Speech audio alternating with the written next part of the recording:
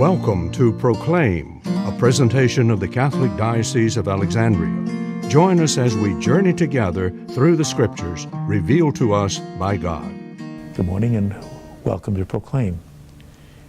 As Matthew has told us that Mary is found with child by the Holy Spirit before she and Joseph lived together, now we can easily identify with the difficulty that Joseph is presented with.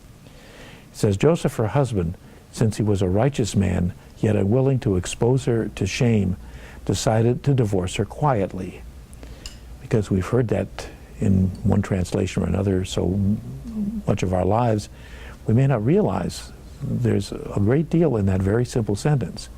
For Joseph to be called a righteous man wasn't so much speaking of his moral character, although it certainly could include that.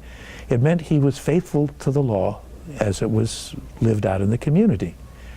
Well, the law that would have applied here, if we go back to the Israelite traditions, was for someone who was an adulteress, and that would have been what this would have been considered.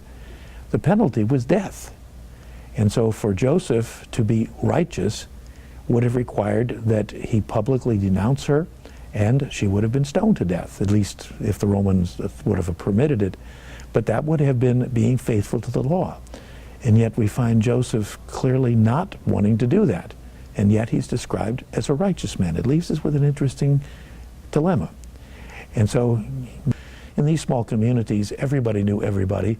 Mary would have been an outcast regardless of whether Joseph went through any kind of formal proceedings.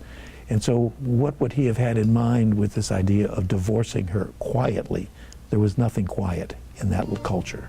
This program was brought to you by Christus Cabrini Hospital.